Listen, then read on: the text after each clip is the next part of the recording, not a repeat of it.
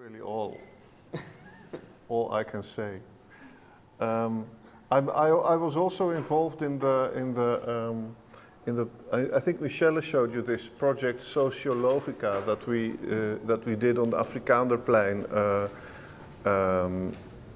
I think it was 14 years ago, and so for me preparing this course was also interesting because it brought us back to the Afrikaanderplein and made us think about what has changed and what did it mean and what was it telling then. And in many ways I think that Afrikaanderplein is a kind of you could say it's where everything that happens in the architectural or in the housing in the history of Rotterdam, it sort of comes together. So but I want to do, where Michelle kind of looked really with you focusing on the Afrikaanderplein, I'd like to have a much broader focus and look at you could say the urban history of Rotterdam, and then also with some places where the Afrikaanderplein moves in, so to give it some context.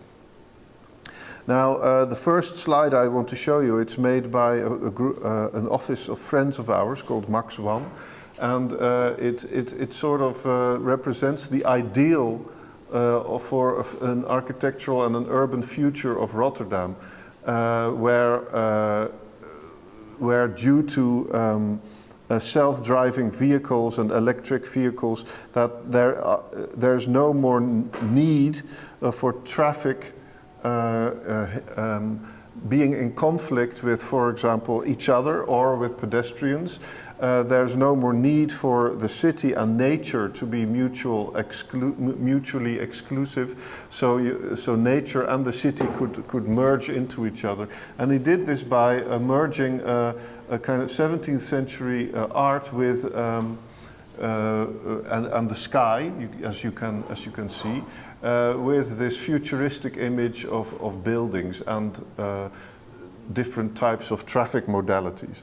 Now, the interesting thing of this is, I find, is that it refers directly back to these kinds of paintings in the 17th century and earlier of the Garden of Eden.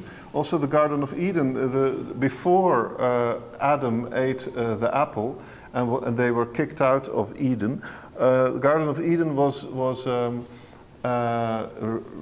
its main, you could say, plot line, or its main reason for being, was that there the lamb and the lion could lay together. So also there the hostility between different members of the animal kingdom, it was non-existent. It was only after being kicked out of the Garden of Eden that hostility and tension and competition and these kinds of things arose. So in a way, that is what this image is trying to get back to, a kind of an urban Garden of Eden where the lion lies next to the lamb, and the lion being, for example, the motor car, and the lamb being the little child playing on the street. Anyway, this is a kind of but if you look at the history, at the real history of Rotterdam, because this might be a dream, but if you look at the real history of Rotterdam, it is a constant you could say playing field, or you could say it is a constant field of hostility and competition, and things being demolished for other things and things being built instead of other things, etc. Now, this is Rotterdam, what it looked like in the pre-industrial era. We are, I believe this is a... Yeah, there's a pointer on the other remote from behind your desk. The white one? No, behind your screen. Achter je laptop. Oh! This... Daar zit een geel knopje. Oh, it looks like a phone. So we are somewhere here. Here is the Hofplein. So where the fountain is and the etc. And here is the Koolsingel, so the main avenue. But this is what Rotterdam looked like in the in the 17th and 18th and a large part of the 19th century, with a newer part built late in the 17th century, which had much broader canals, so that it was a kind of a harbor city in itself. So this is what Rotterdam looked like in its pre-industrial days. Now, the next thing but the problem with Rotterdam was that when boats got bigger, here's Rotterdam, they could reach Amsterdam much easier than Rotterdam. They had to come through these rivers from the south and go up the Maas, and the boats could not be that deep, because then they would hit the sand. So what Rotterdam did, and this was an extremely radical proposal, is engineers proposed to dig through the Maas River straight through this dune landscape and connect it directly to the sea, so that boats could come in directly here, and this would then be deepened, and so boats could come in directly from the sea, and Rotterdam Harbour would have a direct sea link, and the boats that could be reached could be much bigger. And this was in the second half of the 19th century that this was done. As you can see, what it means is kind of radical, because it means cutting this part of this dune landscape off, which was called Hoek van Holland, meaning corner of Holland. It would cut this off and then cut straight through with this canal. Here you can see it happening. The special boats for digging up the silt and digging up the sand needed to be made. The idea was that if they would start digging out a narrow channel underneath in the existing river, then the rest would be dug out by the tides. So this is at Hoek van Holland. So this is the new part of the river. And as you can see, it meant that a workers' village was begun here, called Hoek van Holland. This is now the current Hoek van Holland, the place, yeah, you know, the tourist place where the Rotterdam on the beach. It's here. So you had two Hoek van Hollands. So here's the old one, and there's the new one. Now, what this meant for the existing city, the city 30, 40 kilometers inward, is that all of a sudden, there was an enormous amount of boats coming in, boats that were on the scale of the boats going through the Suez Canal and later on also the Panama Canal. All of a sudden, Holland could therefore compete with the harbor traffic from the Suez, which was global, that went through the Suez Canal and through the Panama Canal. Rotterdam, however, wanted to be even more modern, so what they did is they made the harbor area on the Kop van Zuid, which you can see here. This is, thank you, Mike, here, which was entirely electrified. So the harbor installations were connected to one source of electricity, and the cranes could move over the quays. They could put things straight into trucks or on trains. As you can see, there was also a new train line being built here, straight from Rotterdam to Antwerp, thereby connecting Amsterdam to Antwerp via Rotterdam, and this train line was directly connected to the harbor. So all of a sudden you could see here, and this is around 1900, you could see the core of Rotterdam is thereby made, which is basically a harbor connected to railroads, connected to roads. And that is the real core of the city, the real center of the city, the reason for its existence, etc. All the other things are, you could say, are marginal. The reason of the city was very clear here. It was being a global harbor by connecting different modalities with each other. One other modality that was extremely important were the river boats. So sea boats came in here and offloaded their stuff. This was put on river boats, and they would continue down to Germany or the rest of Holland. Now, here you can see it's in so these are the harbor areas, and you can see how there's this web of train lines going everywhere. It was a very, very dense web of train lines. And then, of course, the Rotterdam harbor growing so fast meant that it needed an enormous amount of workers. And the workers needed to be housed as close as possible to the harbor, because they would have to be there on call night and day. Now, these workers were not from Rotterdam mostly, they were migrants. But they were migrants from Brabant, Limburg, Belgium, etc. So they were from the outer, more rural provinces of Holland and just over the border.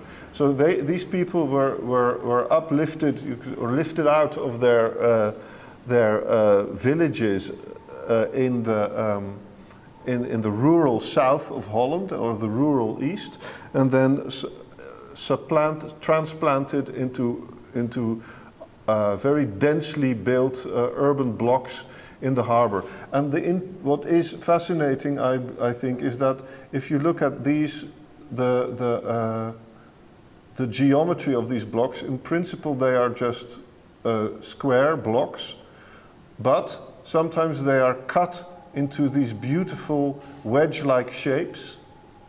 Why? Because train lines go there. So you have to imagine you live in this relatively narrow urban street, which you also have to share with gigantic freight trains that go from this harbor to that harbor and vice versa. So the people they literally lived in the harbor area, and it was an extremely rough and extremely loud and dangerous situation to live in, as you can imagine.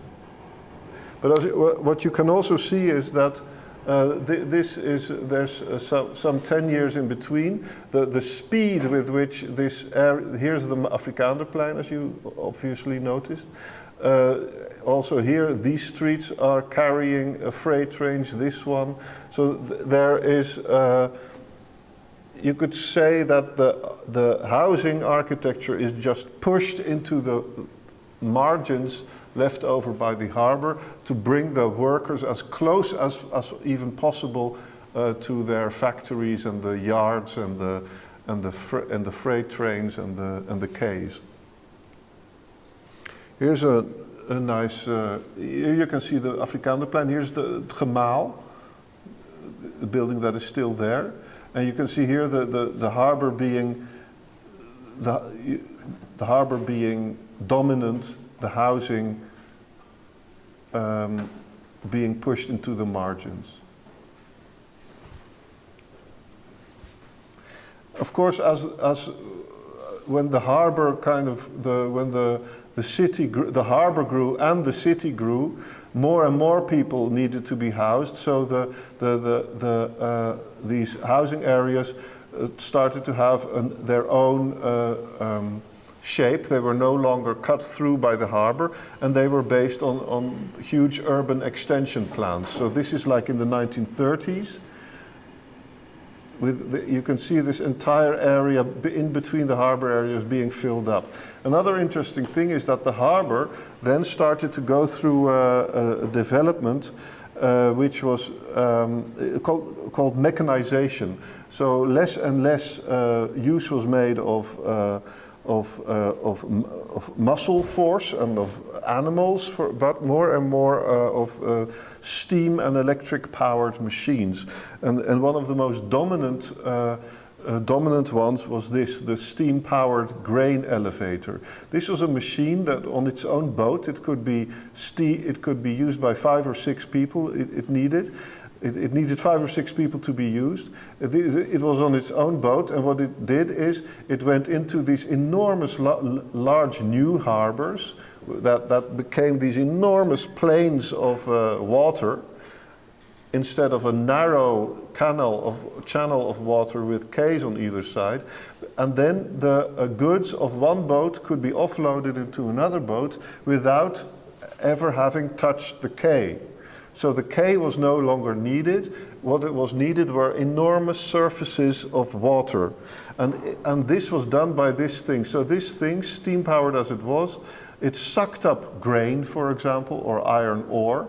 It sucked it up, well, these ones were for grain, but there were also different ones. This one was for grain. It sucked up the grain with one chute and then spewed it out with another chute in the riverboat, or vice versa. If the grain was being shipped abroad over the sea, then it would be sucked out of the riverboat, put into the seafaring vessel, and then it would go off. And there were hundreds of these. There were so many of these that at a certain point, when they were introduced, the harbor workers also went on strike and wanted to demolish these things because they thought that it would cost them their jobs. It did not, however, because it caused the harbor to grow even faster and thereby employing even more people. So it was still in an exponential growth. So at this stage, the mechanization still caused more jobs to be generated. I have some other pictures that show you the closeness of the living in the harbor and the harbor itself. This is very near my house. Actually, I live in Schiedam, which is a town next to Rotterdam lying here. Down this road you reach Rotterdam West. Here you can see how sometimes even factory owners built small units of housing of 20 or 30 houses or 30 or 40 houses in order to house their own workers on their own land. And you can see they would live here in between the factories and here, so it's really a very, very intimate living together of harbor, industry, housing. Another one is here in Rotterdam West, next to the Schiedamse Weg. You have this enormous railway yard for freight trains with here harbor areas, and then you would have the front of a very large housing area facing it, and there was a bridge, an iron bridge, so that the workers every day could cross this railway yard and go to work. But of course it also meant this. This is again a picture of this area near Schiedam, where there were glass factories, which meant an enormous amount of pollution, very, very toxic, very, very dangerous. And when there was a certain humidity in the air and the weather was in a certain way, you could have these clouds of toxic air hanging in the neighborhoods. But again, as I said, in Rotterdam, the main part was always the harbor, the harbor, the harbor. This was really the reason of existence for the city. Also the reason for migration. So the people who moved here, these are all, this area was built in the 20s, 30s and 40s. Also when people moved to Rotterdam, it was because of the harbor. So so there was really no discussion or really no idea that these things should be put further apart. This idea of sacrificing the city to industry or to, you could say, to modernity or to progress, you could also see it in the center of the city. So this is the center of Rotterdam. This is where now the library is, more or less. It's you know, the current central library and the big market area is here, and right somewhere here is now the Markthal, you know, the market hall. When Rotterdam had the choice, because of course it was a national project to build a train line from Amsterdam to Antwerp through Rotterdam. Rotterdam had the choice. How do you want the train line? Do you want to go around it on the east, around it on the west, or straight through? And everybody thought they would never say straight through. But Rotterdam said straight through, because that was the fastest. And also there was an idea that bringing the railway straight through Rotterdam would also give an opportunity for further renewal and further upheaval and further demolition and new building, etc. So you can see that Rotterdam it was not just that they were ruthless in their urbanism, their industrial urbanism on the edges, and then left the center alone. No, the center was always seen by Rotterdam planners, Rotterdam politicians, Rotterdam industrialists, Rotterdam engineers as a bad, run-down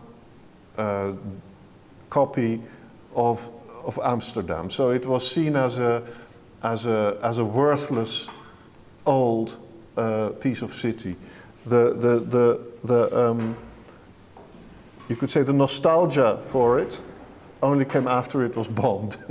So, and then even with a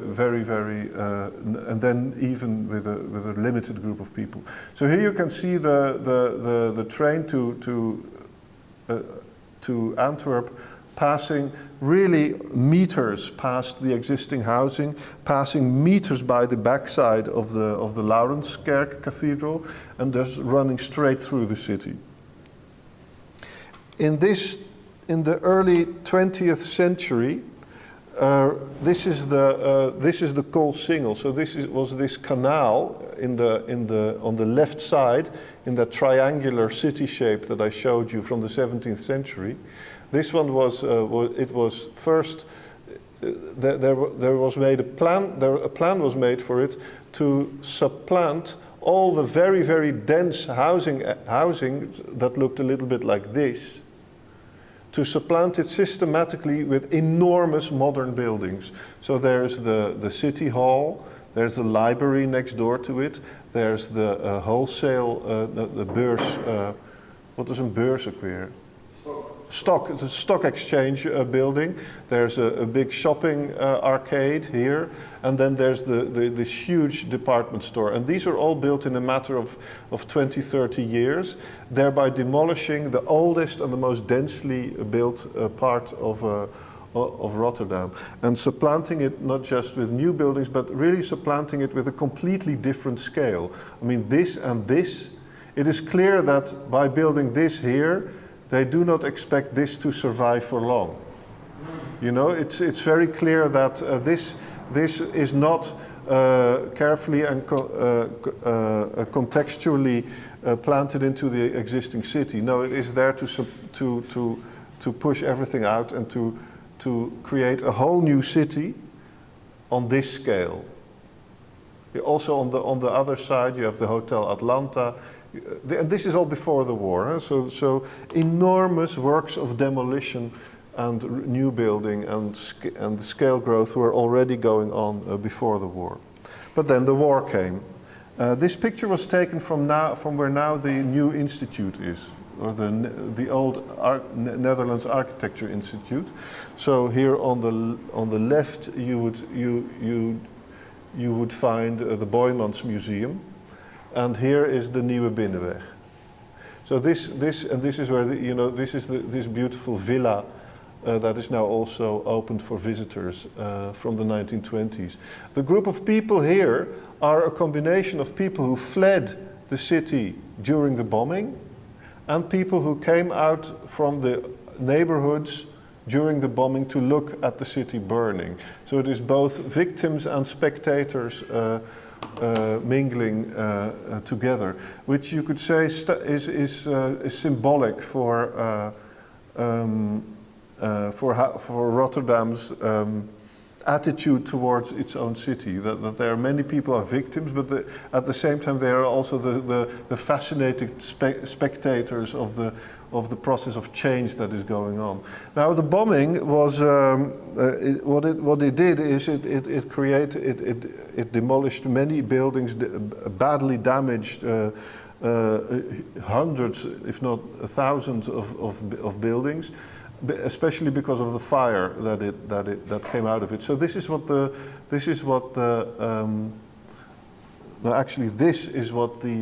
city looked like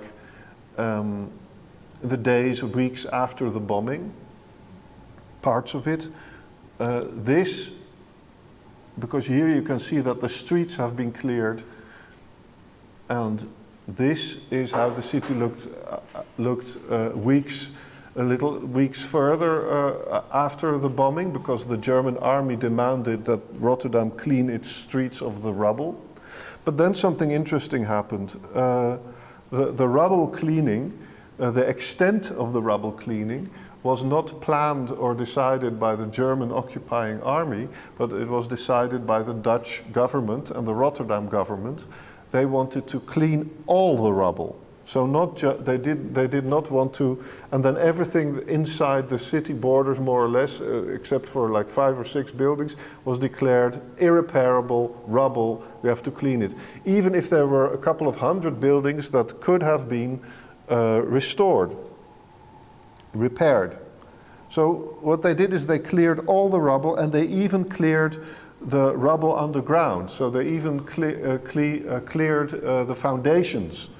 They even pulled out the wooden piles on which the buildings lay. They cleared everything. And another thing they cleared, and that's maybe at least as important, so then the result was this. What they also cleared, and that's at least as important, is the administrative structure of the city. So the fact that if you would have owned a parcel, some parcels were owned by the city, other parcels were owned by a private person, others by a shop, others by a factory. All that was abolished. So the whole area was, you could say, nationalized. The entire area of Rotterdam was nationalized, and so there was no, and what you got back, if you were a landowner, you got back a kind of a piece of paper that said, I used to own this piece of land. And then with that piece of land, you could then afterwards get another piece of land once the reconstruction plan was going on. So the entire city was emptied of legal, any legal rights. It was truly empty, not just physically, but also legally. It was empty. The reconstruction plan then saw this city. The reason that they did is that they basically wanted freedom. They wanted the freedom to build a city on another scale, a city with another relationship to industry, a stronger one, a city with much more space for infrastructure, and also a city that would be much more flexible to the ever-changing needs of capitalism. So the city, making a reconstruction plan that would fix everything in advance, like this kind of architecture there, so many stories here, so many stories there, this program here, this program there, that would be an obstacle to capitalism. For capitalism, there has to be a flexibility in the city, so that year to year to year, the city could, within a framework, could adapt to what the market demanded, what the industry demanded, etc. And so this plan was called the Basisplan voor de Wederopbouw van Rotterdam, the basic plan for the reconstruction of Rotterdam. And this is the planner, Cornelis van Tra. Now, one of the first buildings is the Groot Handelsgebouw, which is the wholesale building. It's just down, it's there. If you cross through all the buildings here, it's the building next to the central station. And it's one of the most beautiful and most beloved buildings of the Rotterdam reconstruction. And at the same time, they built something that had not been done before in an inner city situation. These uneven crossings. So there's a road going down and a road going over, so that the traffic, the through-going traffic, would have no hindrance of the local traffic. And here that is being opened too. And all this you should imagine on this gigantic emptiness in the center of Rotterdam. To show you that architecture in many ways had more power than the planners, because the planners just made the basic plan, and then the basic plan was flexible, is this image. This is an image, it kind of reconstructs the you could say, the invention or the genesis of one of Rotterdam's most famous pieces of architecture, and one that has also conquered the globe. On the left you can see the typical building blocks that the basic plan was filled with a ground floor of shops, then one floor of office, and then another 3 or 4 floors for housing. In the middle there would be for logistics, so a yard where traffic trucks could go in and out to bring the goods to the shops, and around it would be a classic street with a sidewalk and a street. Now, what the architect Van den Broek did, he said, I want to pull these things out of each other, because otherwise a shopkeeper would have to, in order to own his own shop with his little piece of paper, he would also need to buy the housing on top of it. So he would have to buy one whole slice of the building, and that is too much. We need more. So it's also about the scale jump. So the shopkeeper would have his own shop on the right. Then there would be a large housing company, for example, that would build the houses separate from it. And what you would then have is a kind of a deconstructed housing block, where the street is folded in on itself, and so the shops all of a sudden stand on both sides of a purely pedestrian. It's like the sidewalks have been pushed against each other and the street has been moved to the back. So all of a sudden you have a pedestrian shopping street. The houses are taken off of the shops and with the offices, they are placed around a little park.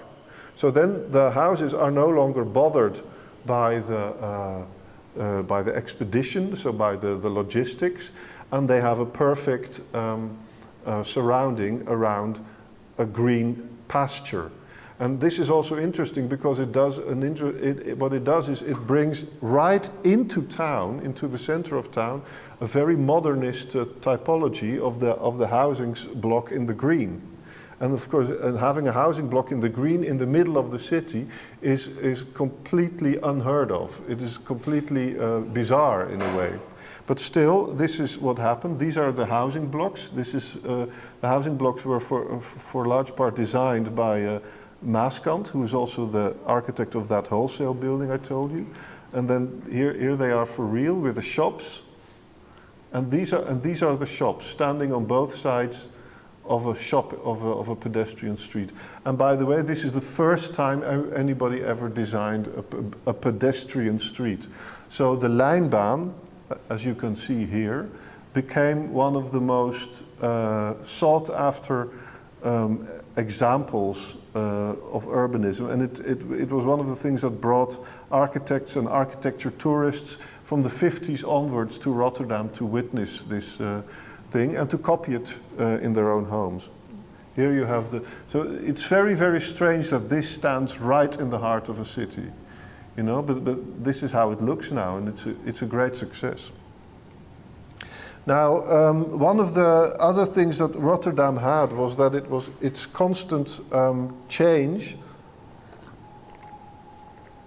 also was more or less turned into a spectacle for itself, as I said before, the idea of the spectator. And here, for example, you see a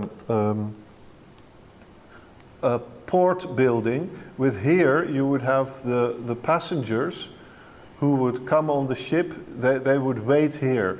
And this was deliberately made so that the passengers on the ship would have this crazy panoramic view over the harbor and on the ships just before they would depart. And on the bottom of that, there's the logistics and the warehousing and the workers. And they would be mixed in this building, if only because the building needed to present this view of the harbor areas to the passengers. Another thing is this one. This is on top of that Groothandelsgebouw, the building by Maaskant. A cinema was made on top of it. And if people went to the cinema before and after the show, the curtain would be lifted and they would look out over the reconstruction of Rotterdam. And actually, and just to give you an idea of and they would clap. And to give you an idea what the scale was of this city, this is I think in the early 60s, this is where we are now. We are sitting in that, my hand is shaking. This is where we are now, in this building. So, and this is the Shell building on the corner. So we are now sitting just there. So this idea of making the town into its own spectacle was also continued with this building, the Euromast, one of Rotterdam's favorite touristic landmarks. And this Euromast was also deliberately made. That's why it's facing one side. It's not facing this side. It's facing this side. It's facing west towards the harbor. Because at this time the city was developing very, very fast, out of sight. Out of sight, so there were, where the harbor was developing, you couldn't witness it anymore from the center of the city. The harbor areas in the south were still there, but these were kind of the old harbor, already from the beginning of the century. The new harbor was there. So you needed to bring that back into the city, so the Euromast was built, again by Maaskant, the architect of the Groothandelsgebouw. And here you can see what was happening on the outer edge of the city. There were new harbors being dug out. This is the Europoortgebied, where an enormous amount of the container shipping later and the petrochemical industries came. The petrochemical industry, this is Shell, the Shell refinery.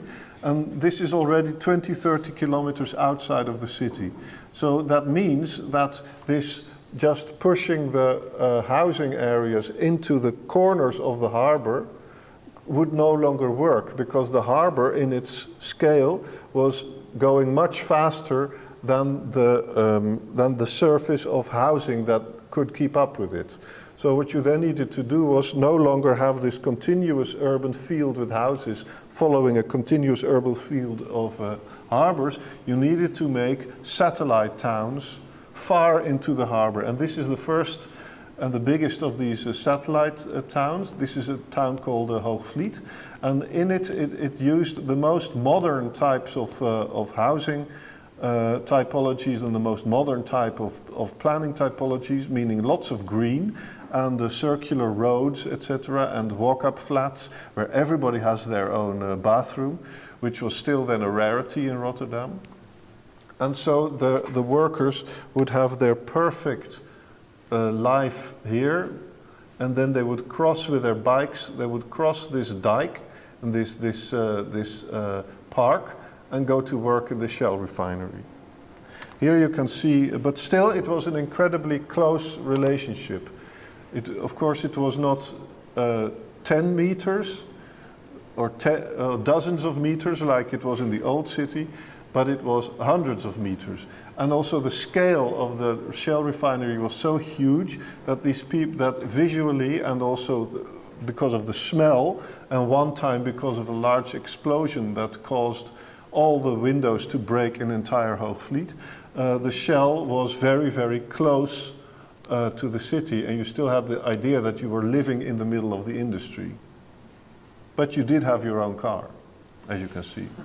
But also here you can see this, this enormous scale jump that the city went through. Here again, but this is a picture of Hoogvliet made, I think, 10 or 15 years ago. And you can see what the harbor did. So it took enormous parts of the polders, etc., and just dug them out, filled them in with either petrochemical industry or container ports. Here you have the Maasvlakte. This is when the edge of Holland was reached.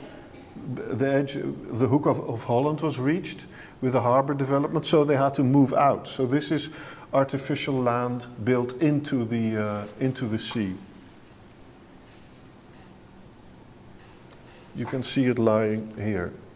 So this is Hook of Holland, with this leftover corner is somewhere here, but it has nearly been built up. And so this entire part is the Maasvlakte Part 1, built into the sea. Now, one of the most important events in the history, in the architectural, urban, and even the social and economic history of Rotterdam is 1966, when the first sea-land terminal, or when the first sea-land ship landed in Holland, and was one of the first in Europe. I think it was the first in Europe, and offloaded its container. Now, the container was invented by a Texan trucker, or a guy with a trucking company, who realized that most of the money, most of the costs in shipping go in the on and offloading. So let's say you have a bunch of grain. You have to, by truck, you have to bring it first you load it on the truck, then you drive the truck to the harbor, then you offload it into the boat, then the boat goes to Holland, then the boat has to be offloaded on a truck, and etc. So you have 3 times of offloading, with some things even more. He said that, why don't I just have a box, I put everything in, and the box goes on the train, on the truck, in the boat, etc. And this very, very simple idea was more complicated than you think, because it means that everything had to fit. So the truck, the flatbed of the truck has to fit the box. The boat has to fit the box. The train has to fit the box. The cranes have to fit the box. Everything has to fit. So it's something that only works when it's successful. It only works if it is being rolled out in a major way, and it was. And the result is now this. This is how everything here, I think probably everything here that was not produced locally, which is nearly nothing, was on a container. And this is the last. This is the last, or the one before last, generation of container ships. It's called the post-Panamax. That means that ships that are that fit in the last widening of the Panama Canal. But what this meant, this meant of an enormous, here you can see it, an enormous growth of the harbor, another exponential growth, and an enormous automation. This is, for example, a sea-land terminal, where this is where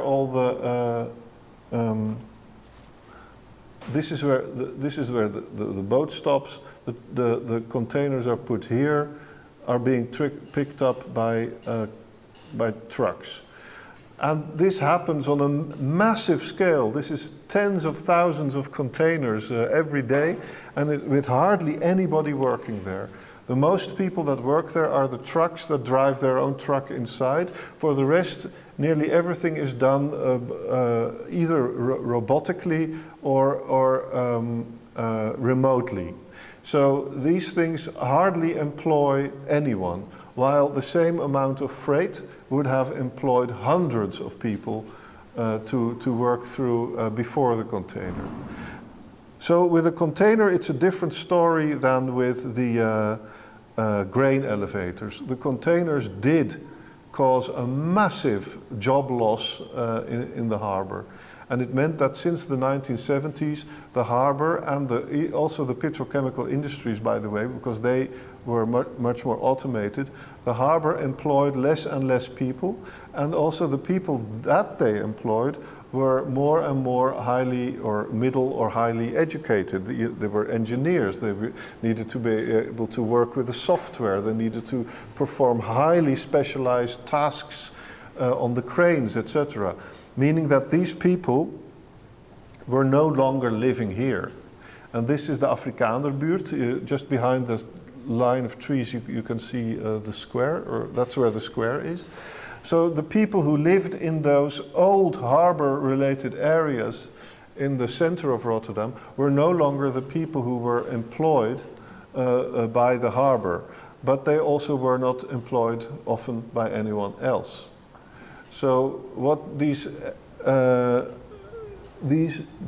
areas became locations of enormous tension, of poverty, of crime, and also of tension between old inhabitants whose grandfather maybe had moved in from Brabant, and new migrants. So the new Turkish migrants, they used these areas, you could say, that's where they could land, and they could find a job, and they could find a place to live.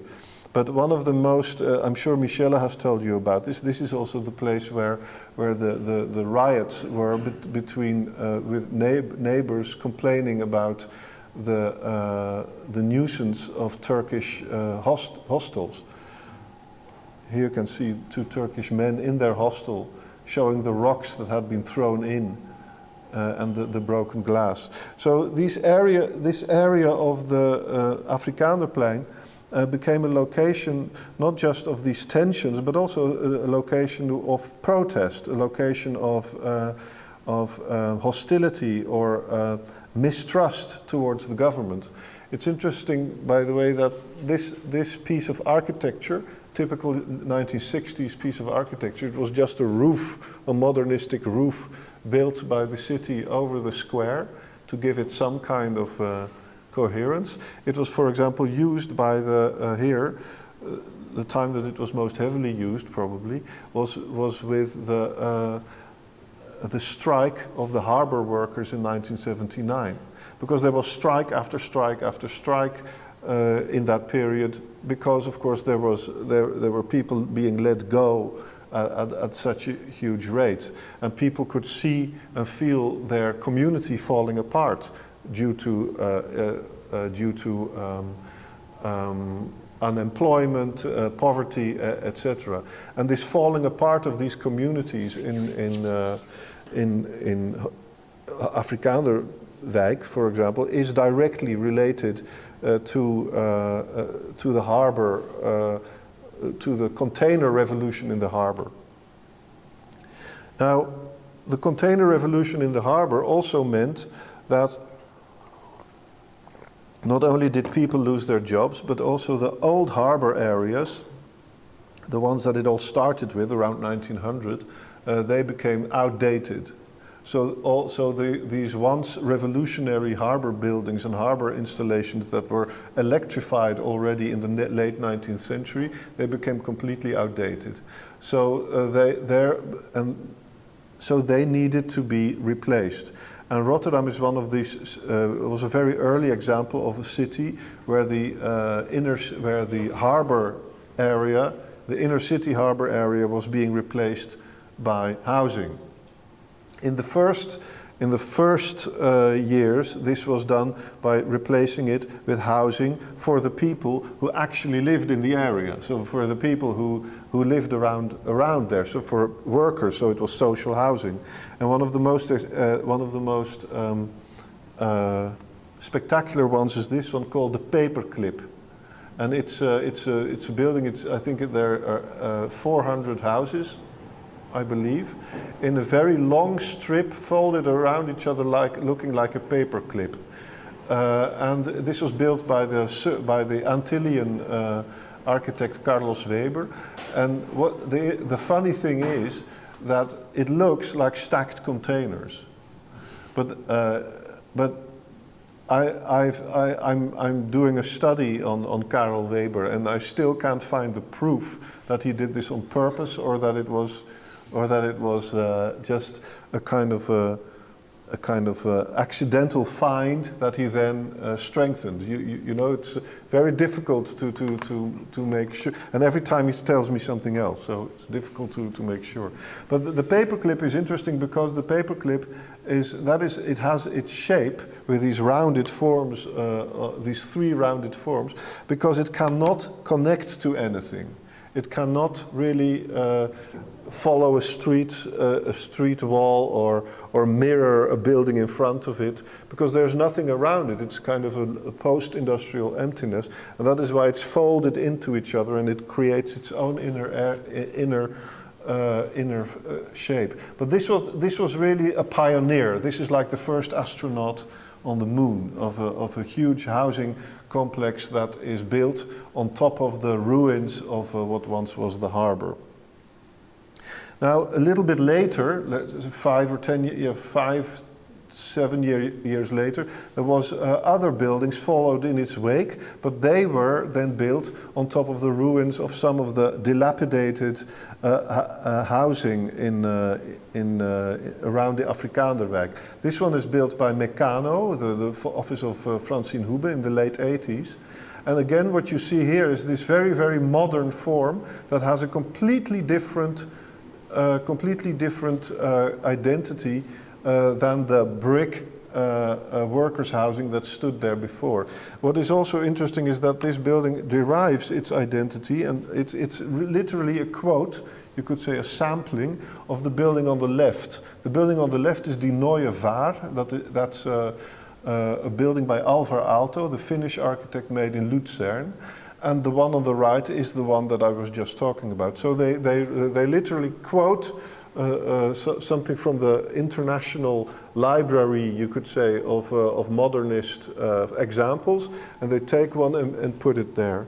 A similar one is this, and here you can see also, it was also built on, the housing here was this is also late 80s.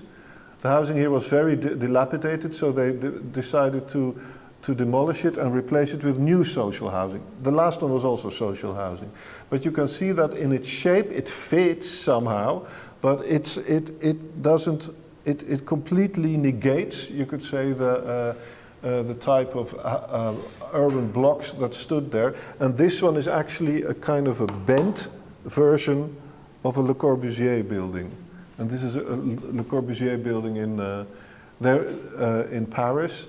And this one also in the way that it treats the ground floor as a bunch of pavilions on which you balance a slab of housing. It has exactly that same typology. So it's an interesting area where architects come in a way what they are doing is in continuity with the area, because they replace social housing with new social housing. So, but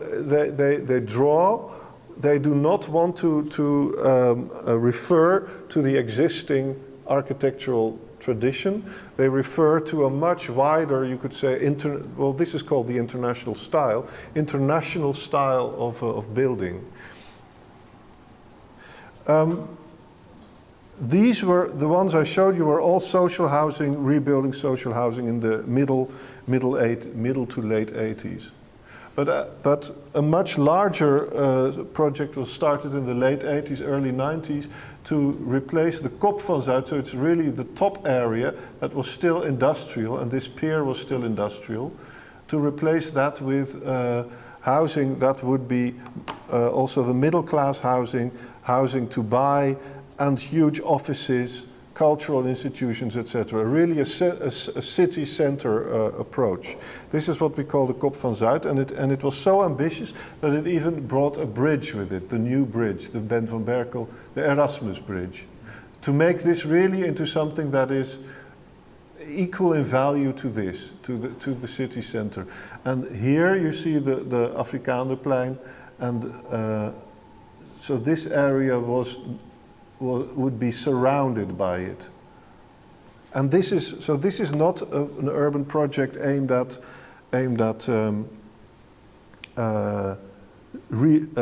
giving the existing citizens new houses. This is really to attract new citizens, new people to the. Here you can see how it is more or less right now.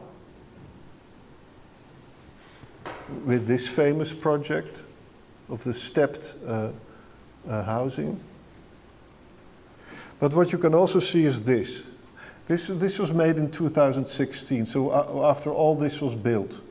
And this chart talks about its leefbaarheid, meaning livability, which is a combination of several statistics of unemployment,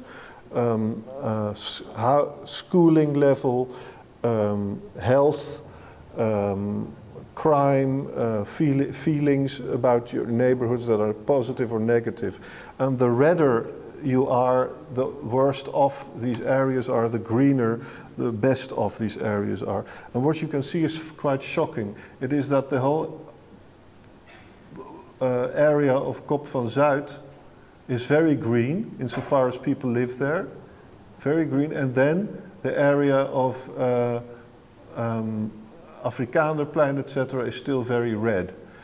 Which means that one of the main ideas of the planners being that if we bring in new citizens and we bring in new functions and we bring in new architecture, that will lift up the areas around it that are still poor. Which is, of course, if you think about it, a weird idea. What do you mean? By which process would they be lifted up? It could also mean that they just feel more and more isolated. But anyway, this has always been the hypothesis or the plan of this new commercially minded urban development in Rotterdam. And you can see here that what it has created is not that the red would maybe have been just as red without the green, but what you do see is an enormous inequality and a very sharp line between people who feel really good about their situation and people who feel really bad. And of course this inequality itself is a very, very big problem, as we realize now. Here you can see this is also part of the Afrikaanderwijk lies behind those trees. And this area used to be harbor areas, and now the last part of Parkstad is how this is called, is being realized.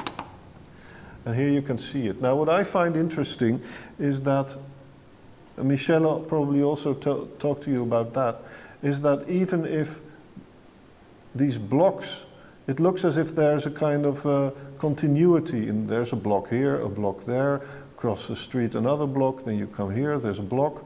So it seems as if there's a logical coherence between the old Afrikaanderwijk and the new areas around it.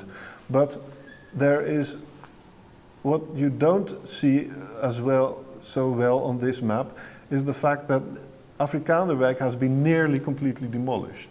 There's so much of it that has been demolished. So there might be a continuity in shape, but there is no continuity with the community. In contrast with these older projects that I showed you, that visually and architecturally look as if they have nothing to do with the past, but in fact they are housing the same community. So what you see right now is something opposite. You see an urban planning that manages to build something that once it is finished, you can't really see where you are, you can't really distinguish between being in the old Afrikaanderwijk or in the new Parkstad. It just becomes one thing. But what has in fact happened is an enormous process of gentrification, with a very dramatic part. These new blocks are planned in the place of the Tweebosbuurt, yeah, exactly. I hoped you would have been. And so this is more or less, well, you know, these images and the ones I showed you before are one of the reasons that Afrikaanderwijk is called the front line of gentrification. Here you can see the end result. No distinguishing possible between what is old and what is new. Oh yeah, I wanted to show you this, but this plan is dead. This is a dead plan. This plan has deceased. So I won't say anything about it. But in conclusion, I'd like to say something about the architecture. As I told, you've seen architecture in many different guises right now. You've seen architecture as a way to to completely change the scale of a city, like just before the war. You've seen architecture as a way to invent entirely new typologies, as just after the war.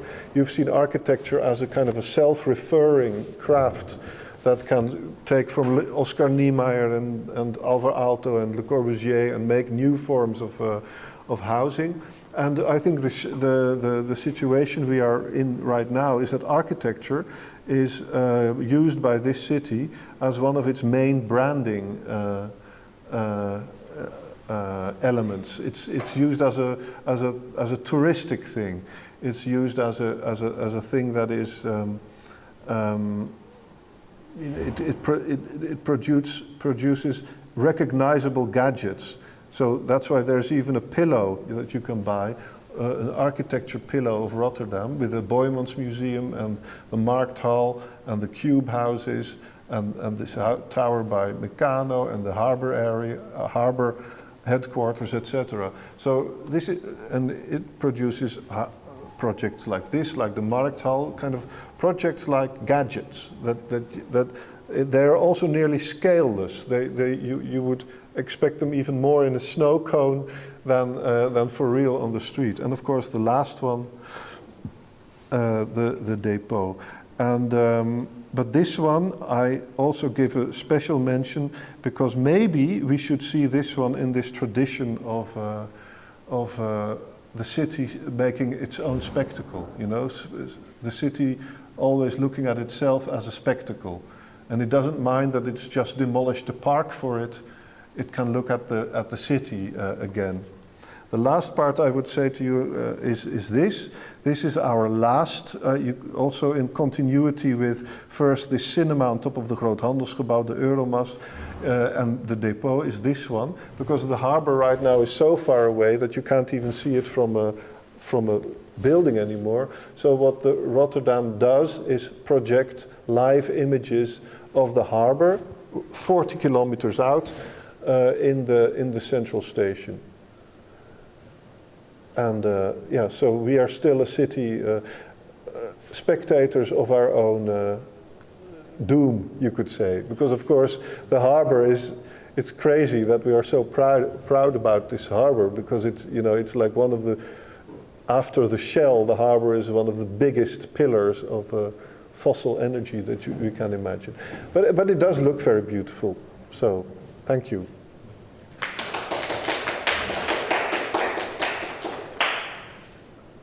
Thanks, Wouter. Nice. Are there any questions? Because of course, we positioned this lecture also in the or at least this lecture looks to the broader history of Rotterdam and urban development of the city. Also to give you some more context of what you've seen and what you will see in Afrikaanderwijk. And you made that link very clear. But I can imagine that there are some questions based on what we've seen yesterday, or based on maybe your own knowledge about the city. In terms of decision making of this whole concept of removal and changing and replacing all urban segments with new ones in different methodologies, let's say in different ways, who is mainly responsible? Like the industry, or more the industry, or more the city governments? I think it's a kind of a, well, the industry not historically it's very clear that it's a pact. Yeah. With the beginning of the harbor. Yeah. And the development of the city, but in contemporary urban development, who is? What do you mean by the industry? Previously the harbor industry, obviously, but now whichever industry is influenced. Well, right now and also in context of Afrikaanderwijk. Yeah. Well, I think right now the industry, in the sense of the idea of the harbor or industrial plants, etc., not so much, because the harbor really leads a separate life now. But the decision making is also not done purely, or even half purely, by the city. I think the most important power for this project of Parkstad was in hands of the housing corporations. And the housing corporations had been privatized in the 1990s, so then they needed to also make profits. So there was a huge, and then they started also to work very, very closely together with commercial project developers, and then the city. It's usually that the housing corporations, at a certain point, they say the housing here is dilapidated, or this area has too many poor people, not enough middle class people. Then the city says those things too. So it's very, the city and the housing corporations operate hand in glove. And they together, they kind of come up with this consensus about that this change has to be made. And then afterwards the plans are made. So it's never that first it's not like in the 1920s or 50s, where first there's a master plan for everything, and then the specific projects are more or less derived from the master plan. It doesn't work, it works the other way around.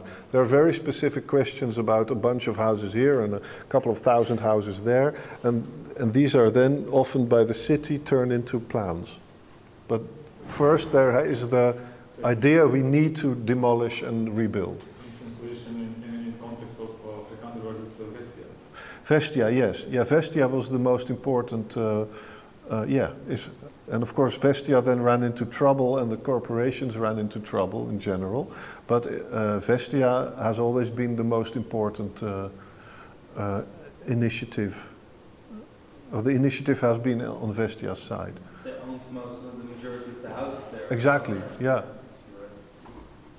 So if something has to be done about the new development, the 4 blocks that are being demolished, then you should closely work with Vestia, I guess. Yes, yeah. Yes.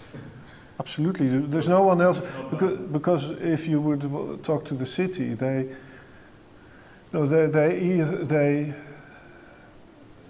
often join afterwards. Of course, sometimes there's a political, because in the Rotterdam South it's very complicated, because you also have a political entity which is this national project for the Kop van Zuid, and so there's political power there too, in the shape of lots of subsidies, and some of these subsidies go to Vestia, but of course they only go to Vestia if Vestia does something that the national plan agrees with, and they can only do something, they cannot go straight in the face of what the city wants. So there are many, many different power brokers in a project like this. It's very complicated, very Dutch, you know, there's enormous amounts of meetings.